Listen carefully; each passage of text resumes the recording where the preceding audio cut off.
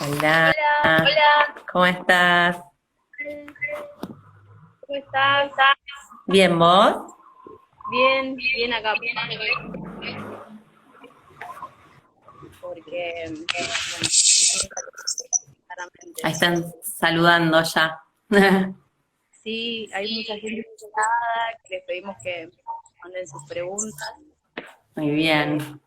Casi puedo ver desde la compu para dar vuelta y que se vea un poco mejor. A ver acá. Espero que no se me caiga el teléfono, pero si no, lo acomodo. A Ahí ver va. acá. Ahí estoy viendo si puedo verlo desde la compu para ver mejor los comentarios y que se vea un poquito mejor la imagen, así que ya, si sale eso, Buenísimo, no hay problema. No hay ningún problema. creo que no. Ahí está.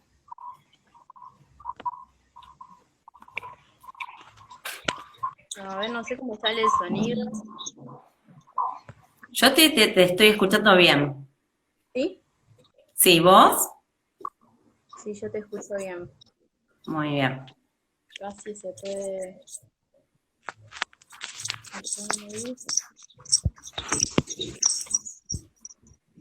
Bueno, ¿cómo estás? Muchas gracias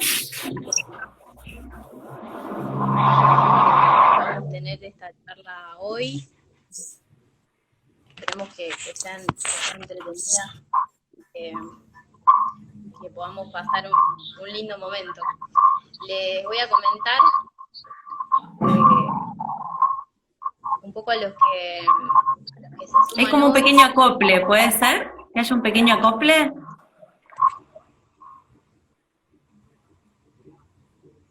Mm,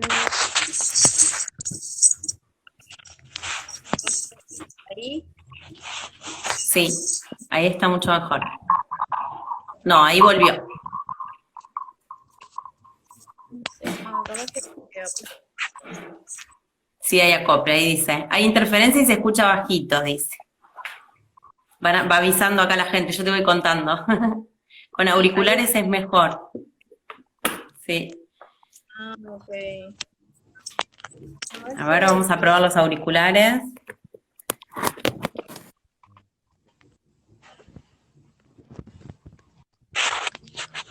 sí puede ser esto. Ahí,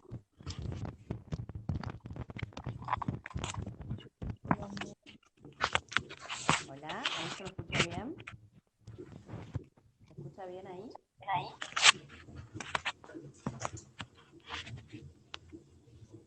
Sí, ahí sí. Ahí dicen que ahí sí. Por lo menos a mí a ver, aunque sea, a ver, vamos a par con los auriculares. bien. A ver. Ahí, hola. Sí, se te escucha mucho mejor. A ver si. Bueno, vamos a tratar de empezar ahora sí. Sí, ahora sí estamos.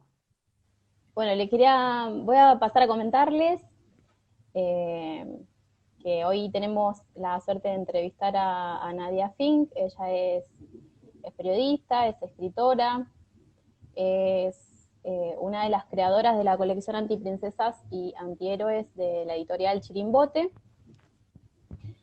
Y hoy la invitamos para charlar un poco de varios temas, eh, comenzando primero por mencionar el último libro que sacó la editorial, que registra la vida de Micaela García y que se centra en su vida, en su historia y que gracias a su legado hoy nos permite poder hablar de que contamos con una legislación en materia de formación de género que obliga justamente a capacitarse a los funcionarios del Estado en sus tres poderes. y que justamente nos reúne un 3 de junio con una nueva conmemoración del Ni Una Menos, a 5 años de la primera marcha que, que levantó esta consigna y bueno, no en las calles por la particularidad de la situación Sí. que vivimos, pero sí desde nuestras casas y como, no solamente como conmemoración, sino en una reivindicación de, de esta consigna fundamentalmente. Y para introducir un poco la pregunta con la que quería comenzar esta entrevista, me pareció importante que podamos pensar juntas la situación que hoy estamos atravesando debido a lo que es el aislamiento obligatorio y de cómo esta medida que se tomó para enfrentar la crisis sanitaria ha generado un aumento de los casos de violencia de género, un aumento de las denuncias por violencia de género y de cómo se da la particularidad de que mientras otros delitos bajan, los femicidios y la violencia se sigue ejerciendo de manera sistemática y de la manera también en la que la pandemia perjudica a las mujeres en lo que es su economía, en lo que es la tarea de cuidados, que refuerza los roles de género, de cómo también afecta el empleo y el empleo no solamente de las mujeres, sino también de las diversidades sexuales. Entonces, me gustaría poder consultarte cómo crees vos que se puede hacer un abordaje de la violencia de género, no solamente desde los resortes del Estado, sino también desde la sociedad civil, del rol que cumplen los periodistas, los escritores como vos, y cómo ves un poco también esta situación. Bueno, primero voy a preguntar si se escucha bien. ¿Sí? ¿Se me escucha? Yo te escucho bien, Bien. sí. Bueno, por las dudas, porque ahí decían que no se me escuchaba, entonces quería confirmar eso.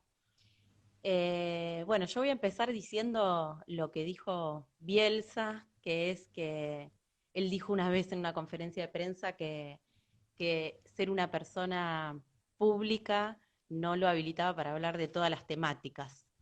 Voy a empezar así porque creo que lo que puedo hacer yo es abordar desde el trabajo que venimos haciendo, o por lo menos las herramientas que vamos tratando de implementar. No sé si puedo analizar todo, si me corresponde, pero sí pensar un poco en voz alta, como vos proponías, esto de que estamos conmemorando un Ni Una Menos.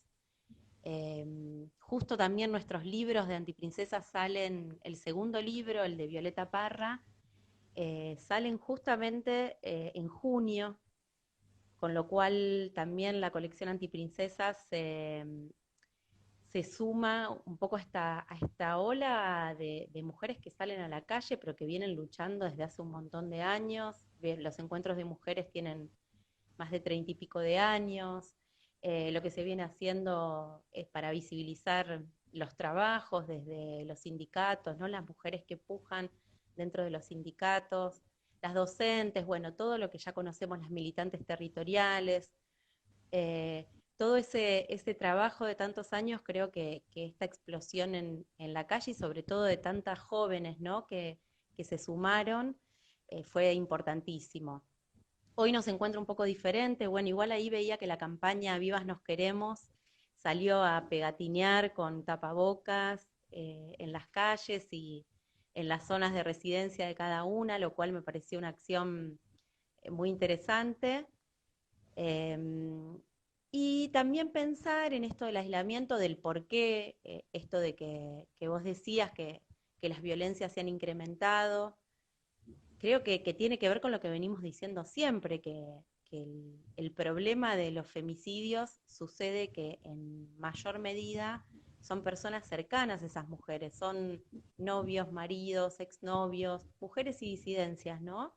Pensemos los travesticidios también como dentro de nuestros reclamos de tantos años, pero que en general, justamente, la mayoría de las veces, respecto a los femicidios, los enemigos están en la casa, o bien son exparejas que vuelven a buscar a esa mujer, a esa expareja, para cometer este femicidio. Entonces, el trabajo es esto, de no poder estar en las calles, pero de pensar que salimos de que se llame violencia doméstica, digamos, para poder sacarlo a la calle, para poder politizar esas violencias que son por nuestra sociedad profundamente patriarcal, digamos, y no solo por, como se titulaba antes, crimen pasional, ataque de celos, estaba nervioso, le va mal en el trabajo, bueno, todo esto que logramos tipificar también.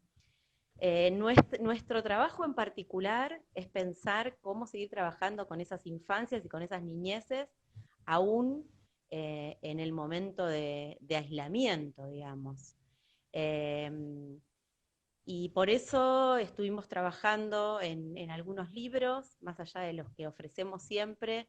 Incluso sacamos uno de masculinidades responsables y amorosas, particularmente un padre que escribe una carta a un hijo, para pensar esto de cómo trabajar también, no solo en las defensas de las mujeres y de las niñeces, que son quienes más se ven afectados por la violencia, sino también en cómo transformarlo junto con todo el movimiento que se lleva adelante. Así que bueno, esa es nuestra propuesta. También ahí atrás tengo un pañuelo, no se ve muy bien, pero me parecía interesante, además de rescatar, por supuesto, siempre la lucha por el aborto legal, es el pañuelo que me dio la compañera Mónica Benicio, la compañera de Mariel Franco, y que ahí dice, además de la imagen de Mariel, Eu sou porque nosotras somos, que era la frase que usaba Mariel para hablar de su política. Yo soy porque nosotras somos, digamos, y en este pensamiento colectivo creo que nos representa también este ni una menos que seguimos pensando colectivamente.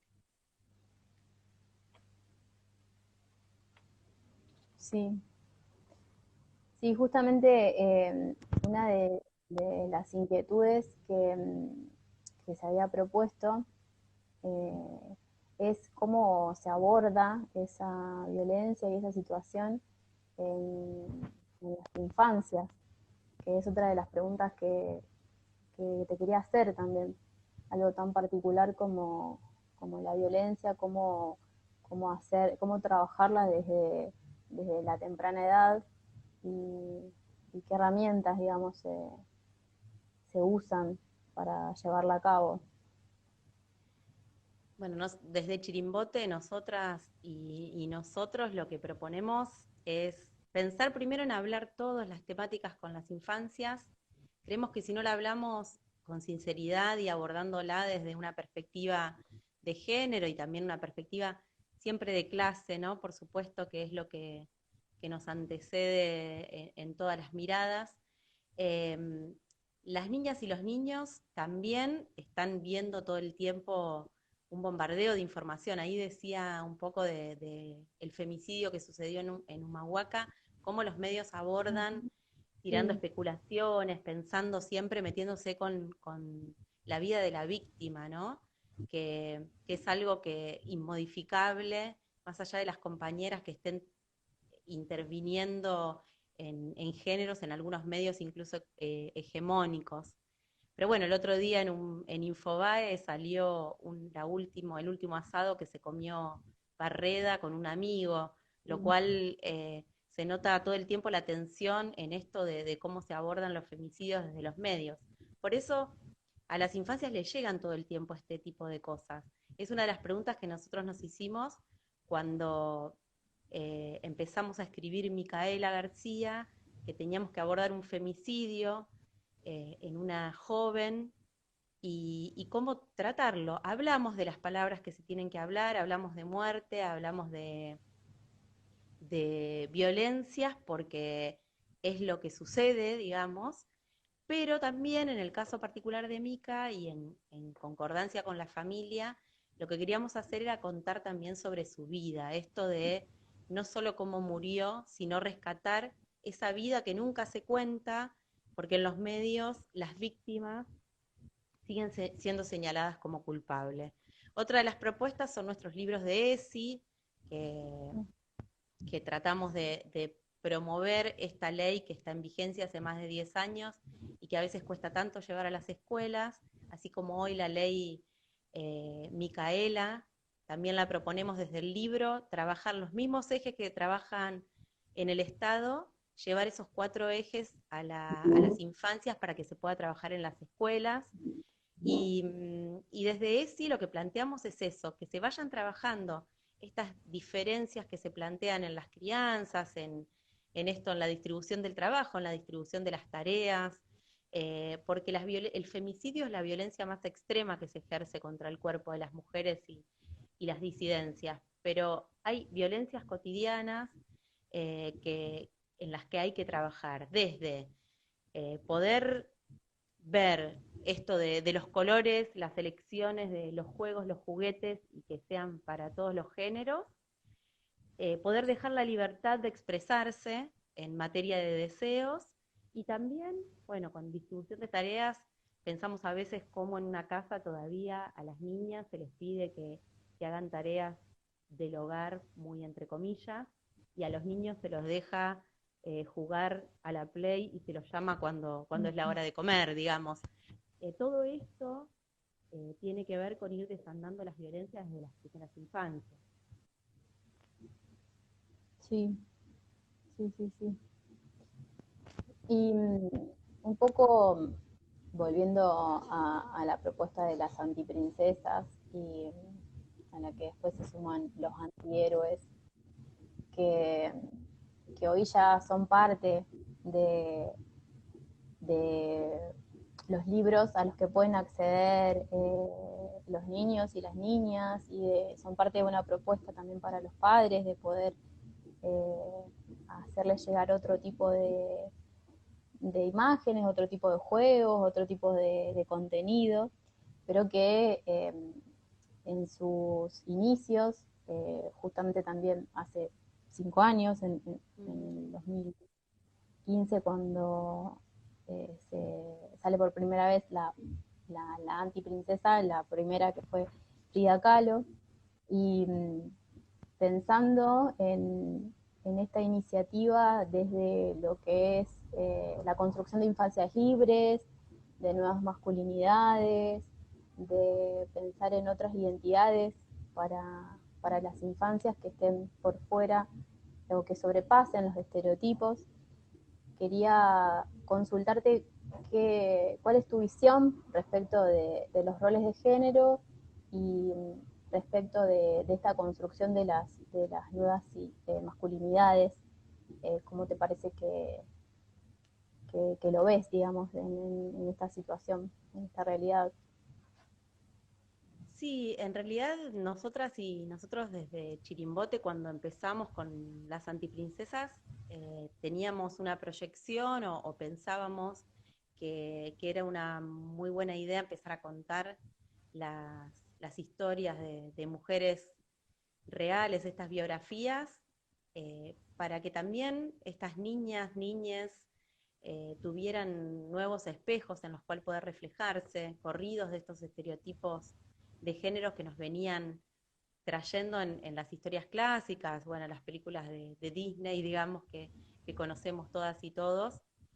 Y también en esto de los antihéroes, como vos decías, proponer que, que en realidad esto de ser superhéroes tenía que ver con ser valientes, enfrentarse a lo que dé lugar, también tener superpoderes da esa chance de poder enfrentar cualquier cosa, ¿no? Y bueno, pensábamos en esto también, que acompañar a las niñeces en esto de poder tener nuevas referencias, ¿no? Porque lo que miren, hace poco hablábamos también, porque estábamos pensando en un nuevo libro y estábamos hablando del trabajo rural, por ejemplo, de las mujeres, Uh-huh.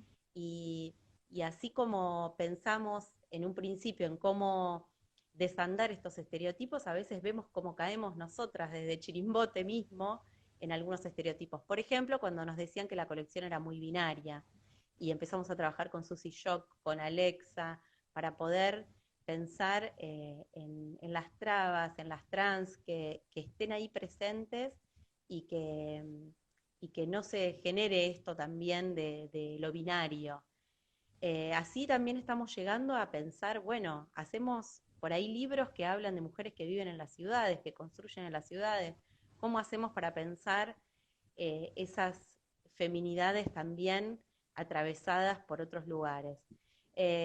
Creo que hoy, bueno, tenemos un Ministerio de la Mujer que hay que pensar en que, en que cuando se llegan a estos logros, traccionando siempre esto desde las calles, desde el trabajo cotidiano de tanta construcción, un ministerio íntegramente integrado por mujeres y disidencias a la vez que pueden trabajar juntas, me parece que son cosas para celebrar, para estar atentas, por supuesto, siempre desde una mirada crítica, como nos caracteriza, pero creo que hay que seguir trabajando en eso, en ESI para las escuelas. En este momento, como digo, como un dato interesante, como no hubo feria del libro, las bibliotecas populares tuvieron que pedir directamente a las editoriales los libros este año.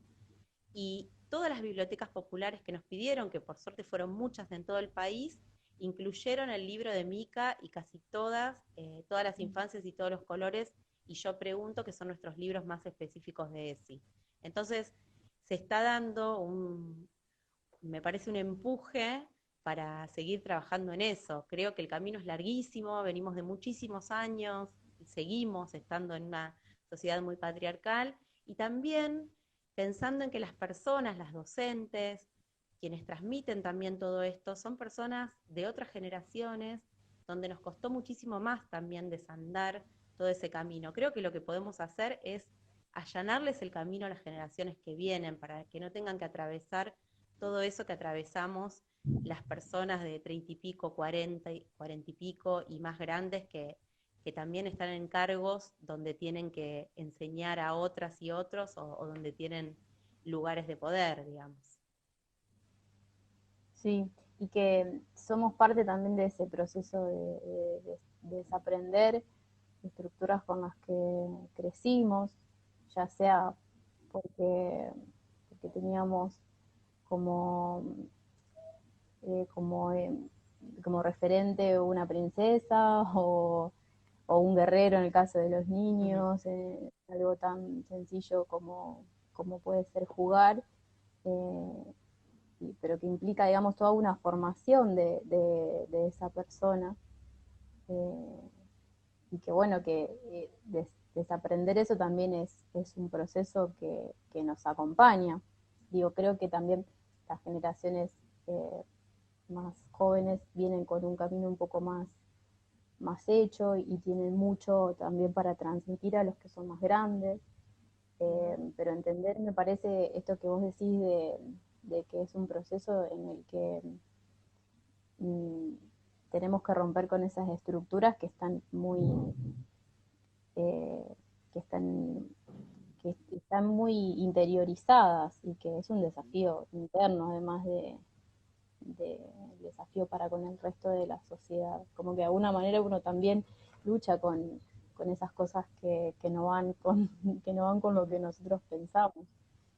Sí, creo que hay que tener mucha paciencia, escucharnos entre nosotras y también, bueno, cuando propusimos el libro de Infancias Libres, que es de talleres, justamente lo que pensamos con Checha Merchán cuando empezamos a hacerlo es, bueno, apuntemos primero a hacer talleres donde las docentes, los docentes también, pero a veces hablo más en femenino porque es la mayor cantidad de mujeres, digamos, em, también desanden su propio camino para poder transmitir eso que por ahí nos fue negado. Y creo que ahí también está la paciencia de poder pensarnos como seres contradictorios, imperfectos, que vamos eh, tratando de allanar eso para quienes vienen, que seguramente, y ya se nota, que son generaciones mucho más abiertas y con otra cabeza que nos enseñan todo el tiempo. Sí, sí, sí. Y siguiendo un poco con el tema de los roles de género, me interesaba consultarte propósito de este debate también que se da por estos días sobre liderazgos femeninos y cómo hay gobiernos liderados por mujeres que han tenido un resultado muy eficiente de la gestión de la pandemia, con una importante aceptación de su administración. Y este debate bueno, que viene a hacer pensar o que pareciera que nos quiere decir que las mujeres gobiernan mejor que los hombres.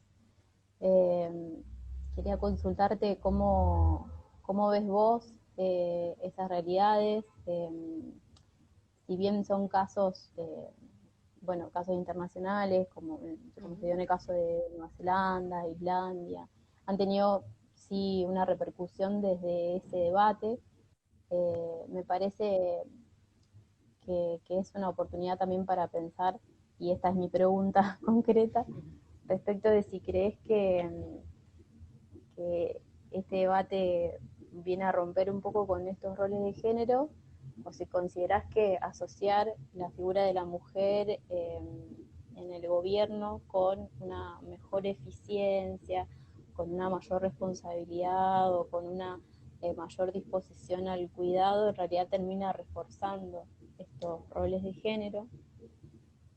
Y si crees que estas características, porque los resultados positivos son evidentes, pero la lectura que se hace respecto del rol de la mujer como líder, eh, si esto lo asociás a que son características de sociedades que tienen menores índices de inequidad de género, o si consideras que responde a una nueva era de nuevos protagonistas, así como se augura con las antiprincesas de estas nuevas protagonistas que vienen a Ojalá lo hacer. veamos.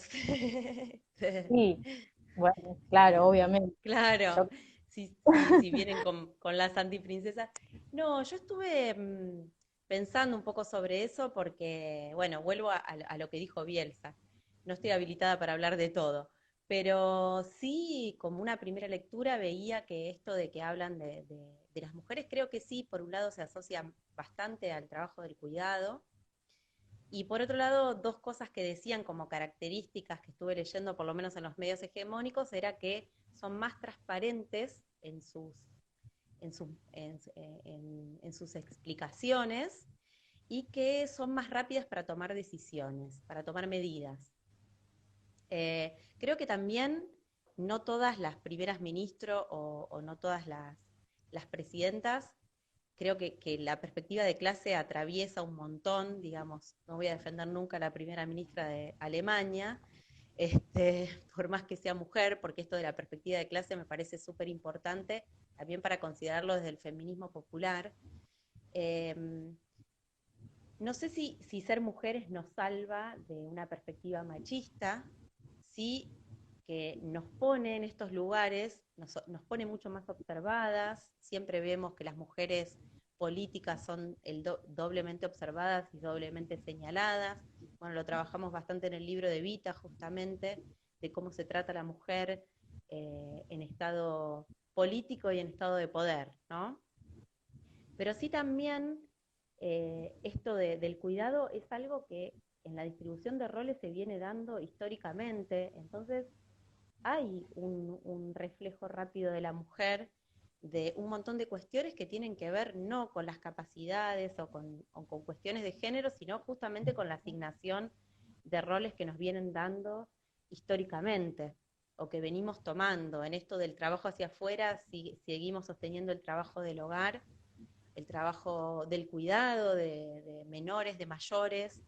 Entonces hay algo de eso que se cuela en esto. A mí lo que me parece recontra interesante que pasó y que sí lo veo como una preocupación, así como el tema del medio ambiente es una preocupación de las mujeres y las luchadoras por la tierra son de las más castigadas e incluso asesinadas, la preocupación por las niñeces, que es algo que venimos trabajando mucho las mujeres y las disidencias.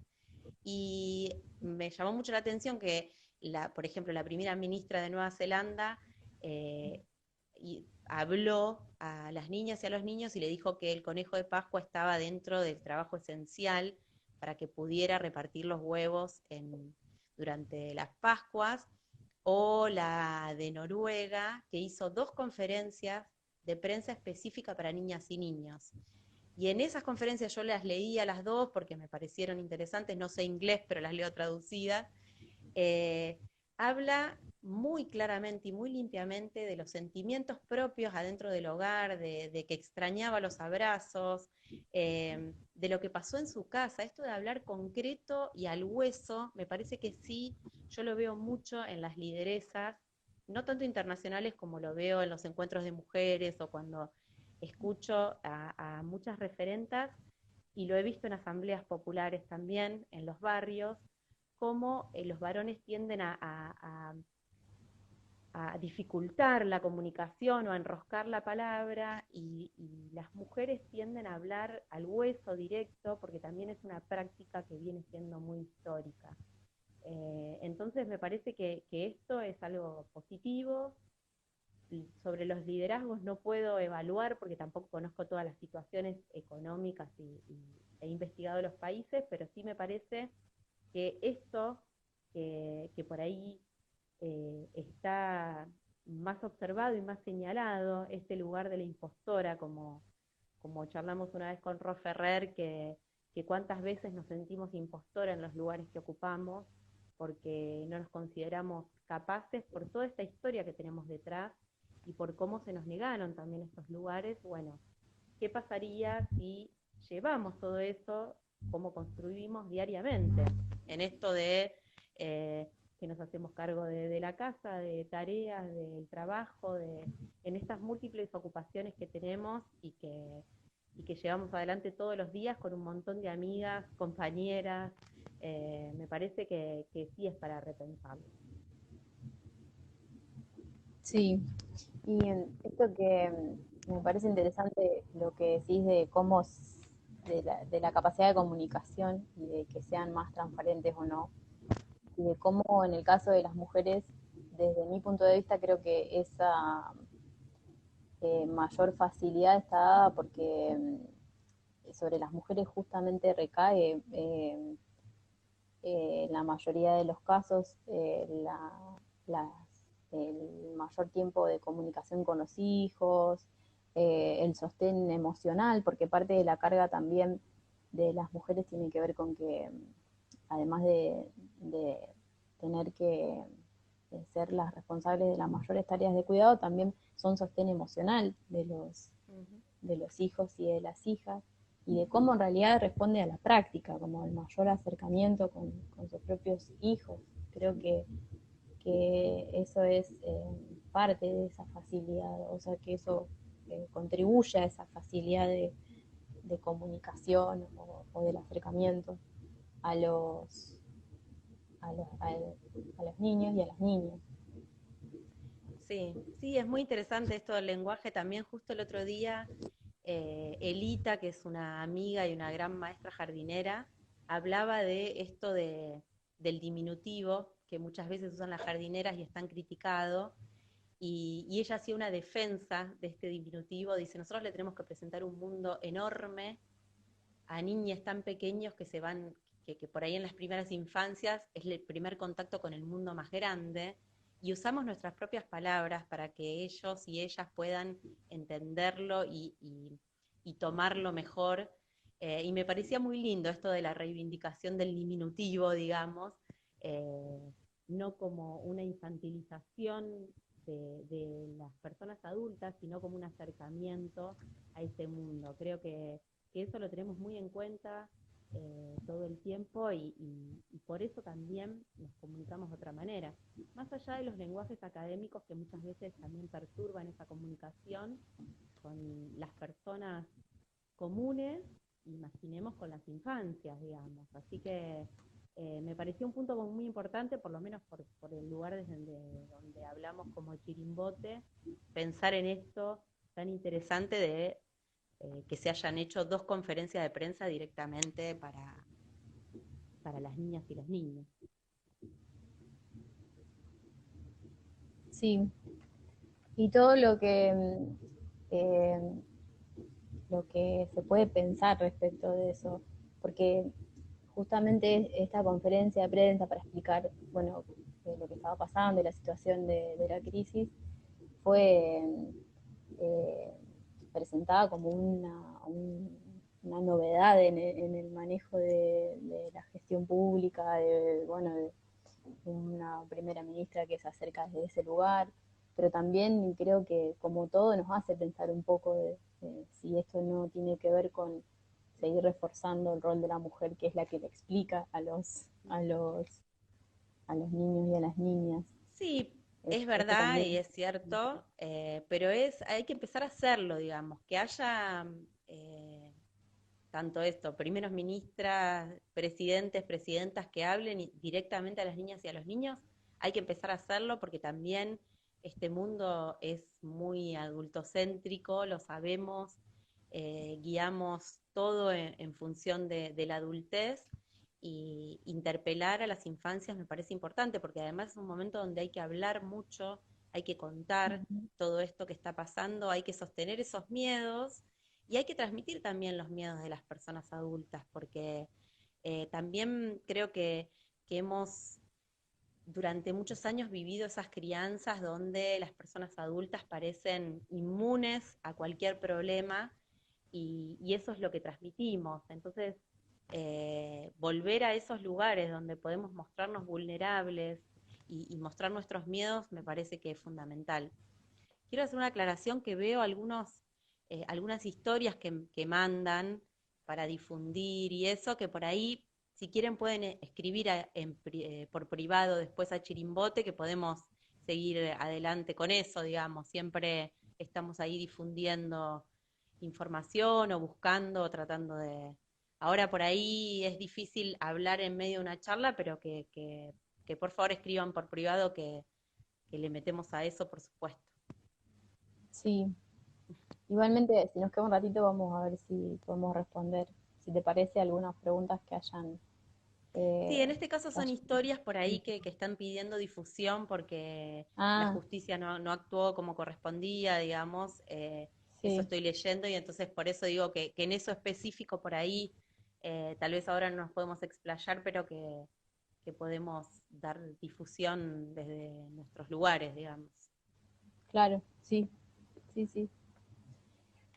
Bueno, quería consultarte también sobre cuáles pensás vos ya en el ámbito de agenda, que son los desafíos de los feminismos.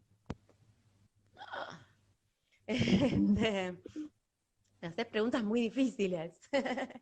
Em, Desafíos, bueno, todos los días tenemos desafíos, por supuesto. Creo que el desafío que tenemos en este momento donde no podemos estar en las calles es ver cómo en lo cotidiano poder trabajar con el aislamiento, con las violencias, con cómo seguir tejiendo redes más allá de no poder tener esta disponibilidad, sobre todo estamos hablando de la ciudad de Buenos Aires y el Gran Buenos Aires, que son los lugares que todavía están más cercados. Hoy, por ejemplo, en Entre Ríos, que ya tienen algunas salidas, se hizo una bicicleteada por Ni Una Menos, con algunos protocolos de cuidado, eh, y en otras partes del país ha habido otras formas de manifestación. Creo que hay que seguir trabajando por supuesto, siempre desde el feminismo popular lo pienso en cómo trabajar esta interseccionalidad de pensarnos que no todas, por más que seamos mujeres, disidencias, tenemos acceso a la misma información, a los mismos derechos y que eso se tiene que trabajar transversalmente y seguir insistiendo ahí. Y también me parece que hay un desafío grande de cómo trabajar con los varones. eh, por lo menos nosotros lo pensamos desde las infancias, sobre todo, qué es lo que nos remite a nuestra actividad y a nuestro trabajo cotidiano, pero también porque a veces los mandamos a estudiar solos o a juntarse solos y estaría bueno saber qué se dicen entre ellos, más allá de que los mandamos a repensarse y a repensar sus masculinidades, me parece que estamos en condiciones nosotras de acompañar ese proceso. No hablo de varones violentos o de femicidas, por supuesto, que esto no se malinterprete. Estoy pensando en cómo trabajar sobre todo con las generaciones que se vienen, eh, que hay como también sigue habiendo una distribución bastante grande, incluso en los juegos a los que se accede. Yo veo que los preadolescentes no hacen lo mismo que las preadolescentes, digamos, o adolescentes, con esto de los juegos, a qué juegos acceden. Los pibes tienen acceso a videojuegos de mucha violencia y son juegos mayormente de varones. Eh, entonces, bueno, repensar cómo se estructura todo esto y pensar las niñeces y también las adolescencias, porque bueno, nuestras antiprincesas lectoras, algunas vienen diciendo, bueno, yo empecé a leer con 10 años las antiprincesas, ahora tengo 15 y quiero más cosas. Así que también es un desafío para nosotras y nosotros seguir pensando materiales que expresen ese crecimiento de estas antiprincesas también. Sí, y que los acompañen en las etapas de crecimiento. Material que también es para adultos, igual, Sí, porque, sí, sí. porque más allá de su contenido didáctico para la edad es material que, que te dan ganas de leer y que uno, siendo adulto, eh, disfruta, digo, de poder verlo, Sí, porque también también nos yo. enseña. Sí, la idea en realidad desde un principio de la colección, hay algo que decía Gustavo Roldán, que era un gran narrador de historias, y Laura de Betach también, compañeros de vida y de escritura que han hecho esos libros que también rompieron con las princesas y que nos hablaron de la cotidianidad en los 80, con toda esa generación, que decía que en realidad un cuento para niñas y niños tiene que atraer a las personas adultas porque es quien se los vuelve a leer a quienes no leen Mm. todavía. Entonces, si una persona adulta lee un cuento que aburre, eh, se empieza a hacer, viste, como, no, este libro no te parece leer este. Entonces hay también una intencionalidad de nuestras antiprincesas que se pueda disfrutar desde una persona adulta, que quiera jugar con una niña o un niño, que quiera jugar con su propio niño o niña, pero también que sea una introducción a una biografía, que tal vez para leer una biografía de Frida Kahlo, de Clarice Lispector, de Vita, tenés que leer un libro larguísimo, y ahí por lo menos tenés también una perspectiva de algo que puede ser un puntapié para seguir investigando sobre ese personaje. Así que es como que nuestro público, cuando teníamos que, muchas veces nos preguntan, bueno, ¿para qué edades? Y de 6 a 12 decimos, pero se trabaja en jardín, se trabaja con niñas y niños que aún no leen, personas adultas que lo compran para sus futuros hijes o nietes o sobrines, pero también para tenerlo. Así que esa es un poco la idea de trabajar en conjunto, porque así nos retroalimentamos también con las diferentes miradas de las diferentes edades. Sí, y a mí particularmente una de las cosas que más me quedó de, de los objetivos de las antiprincesas, es la idea de poder pensar que fueron protagonistas porque fueron fieles a lo que pensaban y fieles a sus deseos, que es algo muy distinto a lo que nosotros hemos leído cuando éramos chicas, que no respondían ni a sus convicciones ideológicas ni a sus deseos, sino que en realidad habían sido protagonistas por ser parte de una historia que no las contemplaba como protagonistas directamente y por responder a otro tipo de mandatos sociales, familiares, entre otros. Sí, en realidad romper con las reglas nunca es fácil, siempre hay como un camino que recorrer ahí. Por eso tratamos de ir pensando siempre, justamente cuando vamos haciendo las antiprincesas, más allá de contar todas estas vidas, donde no les fue fácil, pero también pensar en cómo tampoco transmitir a las infancias que rebelarse, que pensar diferente, que querer transformar el mundo siempre termina mal, ¿no? Por eso pensábamos en cómo seguir trabajando con mujeres que están vivas o en cómo trabajar con mujeres mujeres y diversidades siempre, ¿no? Porque bueno, la entrevista con Ujú. Susie Shock, por ejemplo, ha sido un recorrido hermoso para hacer ese libro, haberla podido entrevistar 4 veces, trabajar con ella las fotos, las anécdotas, fue una experiencia muy hermosa también y muy diferente.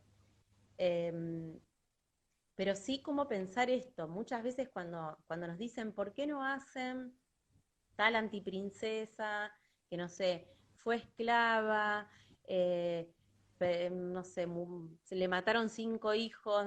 Bueno, a veces decimos, bueno, pará, no todo lo podemos llevar a las infancias porque también no queremos transmitir esto de eh, pensar de otra manera siempre te lleva a tener eso en contra, digamos, porque esa lucha por el propio pensamiento, por el pensamiento más colectivo, por esa transformación de la realidad y del mundo, también da un montón de satisfacciones y tener una vida más libre también lo da. Así que también hay que trabajar mucho en eso.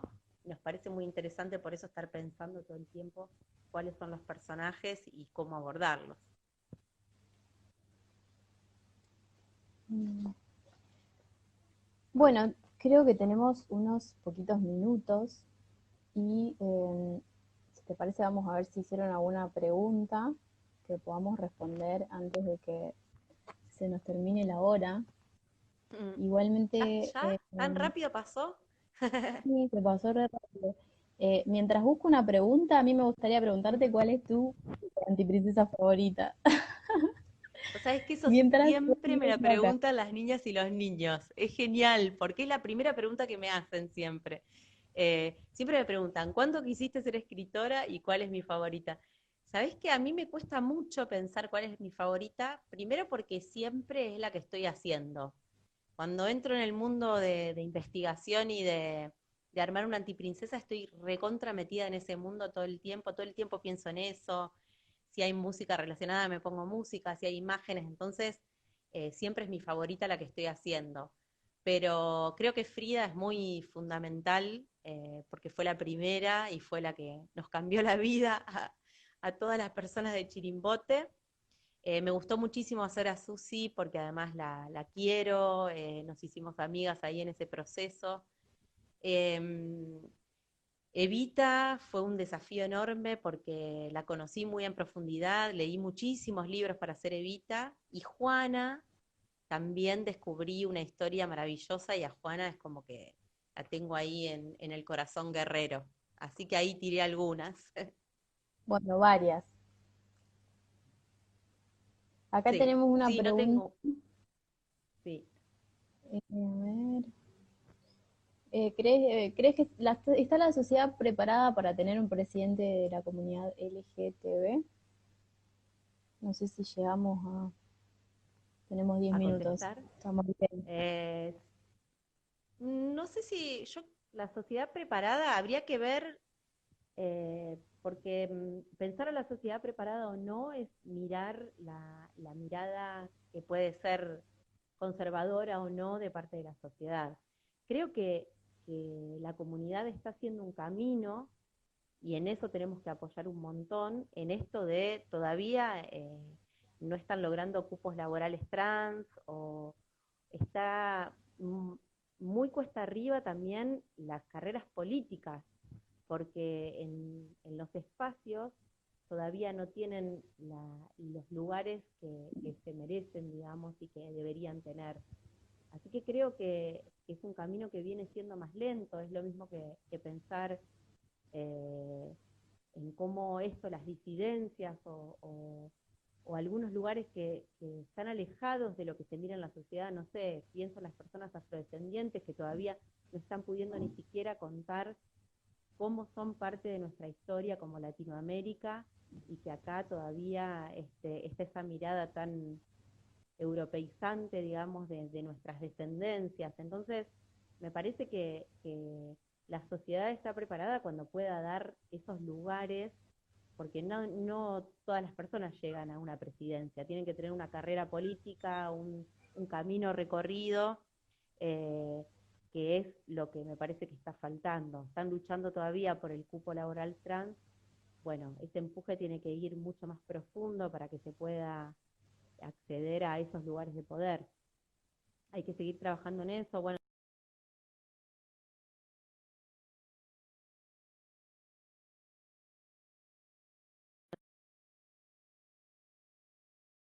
último aporte, digamos. No alcancé a escuchar.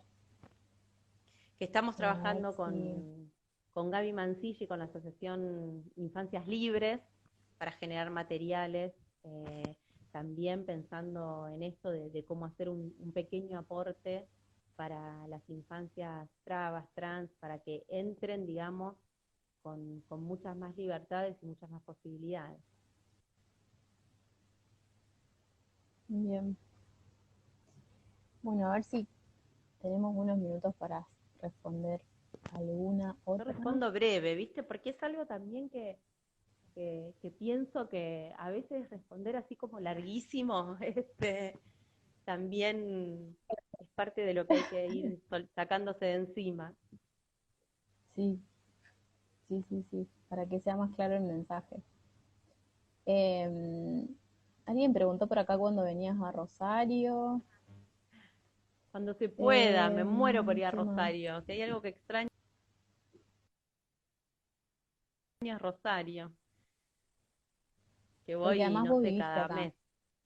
Sí, viví 4 años, fui a la escuela ahí, 115 provincia de Salta. Sí, sí. Claro. A ver si hay alguna otra. Eh, Había visto alguna que decía, la vi por arriba, no me acuerdo cómo, no me acuerdo específicamente, pero cómo creías, si creías que los feminismos incluían la lucha y en qué medida de las diversidades sexuales y de otras comunidades, un poco también relacionado a lo que hablábamos recién. Sí, bueno, yo creo que es eso, la mirada de los feminismos populares, digamos, necesariamente tienen que atravesar todas las interseccionalidades, digamos. Por eso hablo tanto de la perspectiva de clase o la perspectiva de géneros, porque me parece muy importante para mirar desde qué lado nos paramos para proyectar los feminismos, que es como lo del Estado plurinacional que tuvo tantas discusiones en el encuentro. Eh, sí nos parece recontra importante desde esta mirada que por supuesto estemos todas y todes adentro, que es la forma de construir resistencias y bueno, como el antifascismo, digamos, el feminismo necesariamente tiene que ser antifascista. Eh, no son contradicciones, sino todo lo contrario, van muy de la mano. Así que también esto que está sucediendo, digamos, que si bien en Estados Unidos ha explotado, pero se ve acá en el ataque de las comunidades COM o el asesinato del peón rural en Tucumán, es esto del fascismo que es necesario combatir. Y la Así que violencia sí, institucional que no siempre termina en asesinato, pero que es más común de lo que quisiéramos reconocer sí, también. la- exactamente, la violencia institucional y las cosas cotidianas también que hacen que el racismo esté de manifiesto en las palabras, en la invisibilización también de otras historias. Así que, por eso digo, el trabajo es como muy grande y todo el tiempo vemos que el feminismo lo contiene, repito, el feminismo popular, por supuesto, y lo potencia. Así que yo creo que sí, que tenemos que caber todas y todes. Bueno, antes de que se termine ahora, me gustaría agradecerte, para que no se nos corte todo de golpe, agradecerte el tiempo, agradecerte la buena predisposición. La idea era poder charlar con vos de estas cosas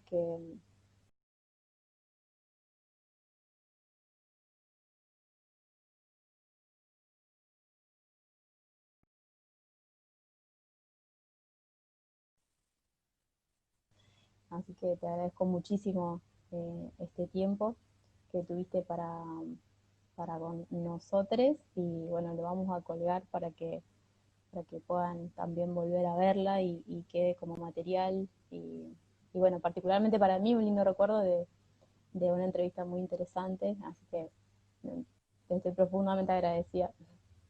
Bueno, no, muchas gracias a ustedes por convocarme, por esta idea y bueno, nos seguiremos hablando, por ahora por la virtualidad y cuando vaya para allá, algún día nos encontraremos por allá. Voy a tener que visitar mucha gente, así que me van a tener que tener paciencia para algo. Bueno, vamos, pero, sí, pero sí. a dar número, pero bueno, te vamos a recibir. Gracias a la gente que se sumó también con las preguntas y los que mandaron preguntas antes. Así que bueno, lo vamos a estar colgando. Bueno, Muchísimas gracias y un muchas abrazo gracias a grande. vos, otro para vos, y yo ya me voy yendo, así vos grabás tranquila. Besote. Gracias Bueno, a todas y a adiós, todos ahí por estar mirando también. adiós, un abrazo.